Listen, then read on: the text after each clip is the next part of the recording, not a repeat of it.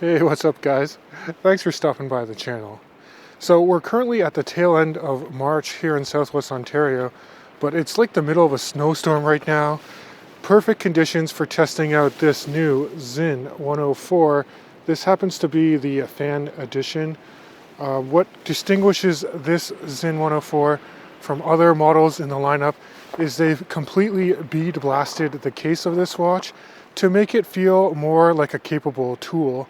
And they've also added a pop of orange color to the tip of a seconds hand just to distinguish it from other parts of the watch. So is this Zin 104 model now a more capable tool watch? Well, let's head back to the studio and find out.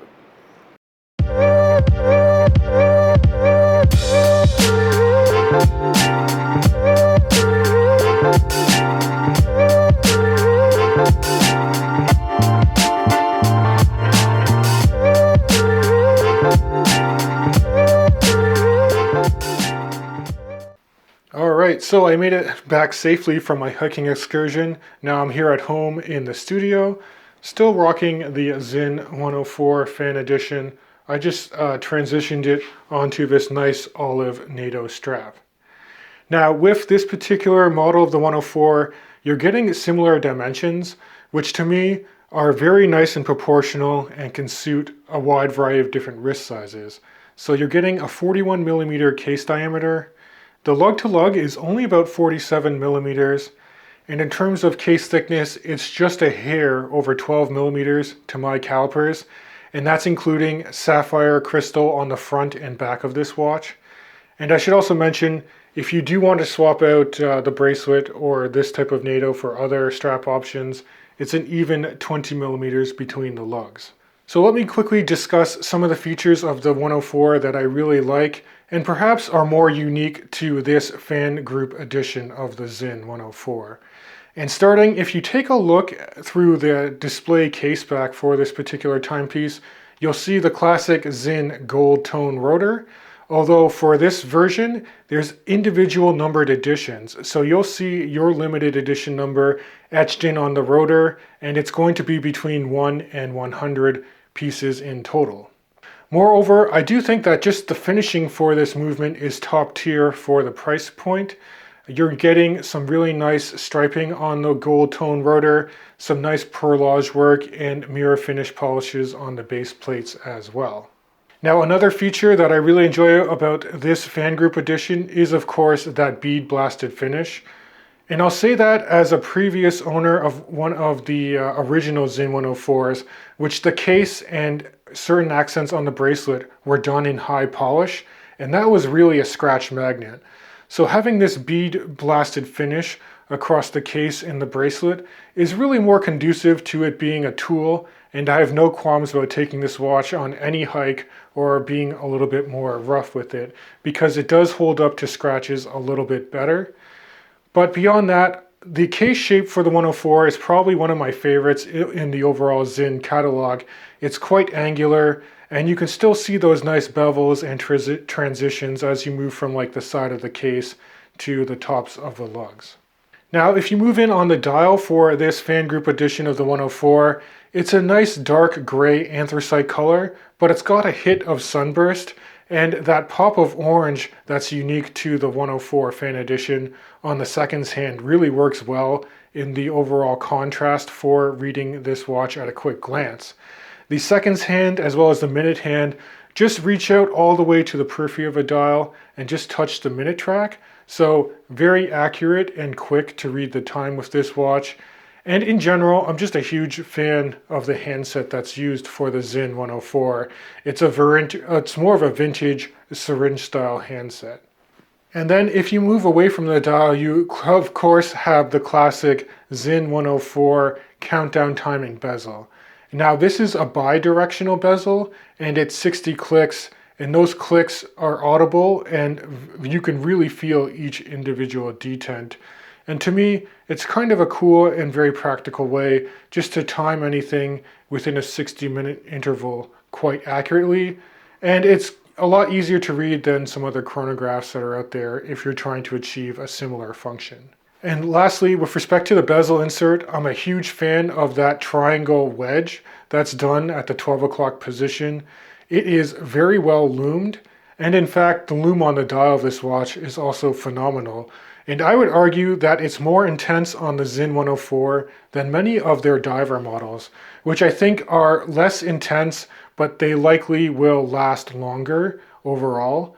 But that being said, reading this watch in the dark will not be an issue whatsoever. So that covers some of the unique features and points that I really particularly like about the Sinn 104. But of course, with the good also comes some bad or points for improvement. And I want to start off by just talking about a quality control issue that I've noted in a lot of Sinn models that were manufactured in the year 2022, so fairly recently. And that's with the crown thread down experience and even just operating the crown in general. Now, I suspect this might also have something to do with Sinn transitioning from using ETA-based movements to Sellita movements, because I've owned, again, earlier editions of the 104 and other Sinn models that had an ETA movement inside of the watch, and they've never had poor threading or crown operation issues. So in general, at the level of a crown, of course, the Sinn 104 is a screw down crown. So you're getting 200 meters of water resistance, which is great. Unscrewing it, not that difficult to do. But actually pulling it out to different positions, either to manual wind it, set the day or date, or hack the movement and set the time, on this particular version of the Fan Group Edition is very difficult to do. And what's worse, trying to rethread the crown can be very cumbersome. A lot of times I try and thread it and it feels like the threads get stuck. So you kind of have to unthread, fiddle with the crown a bit, and then just give it a little bit more force to get that rethreading experience started. Now, the authorized dealer of Sinn watch buys assured me that there's not anything wrong with doing this, so it couldn't just be more of a difficult tactile thing to accomplish every time you want to set your watch. But for me, I do see it as a QC issue and I wanted to mention it. And if you've personally experienced this on your Sinn watches that you've picked up quite recently, leave it in the comment section of this video. I'd be interested to know if this problem extends outside of the 104 or even the 556 models that I've reviewed fairly recently on this channel. Now, outside of that QC issue, there aren't too many negative or nitpicky things I can say. I guess I could talk about the bracelet and the clasp. To me, it comes on the H-Link bracelet, which is one of my favorite bracelets out of any Sinn model. It's got the hex screws, it articulates very well, but at the level of a clasp, I think it could use some updating. They've been using this same clasp on Sinn watches for over 10 years now. There's only 3 micro adjustment anchoring points, and it also has a diver's extension, which I never utilize. So I would really like to see them re-engineer the clasp to have toolless on-the-fly micro adjustment if possible. And the last thing I'll mention with this particular Fan Group Edition is how limited it is.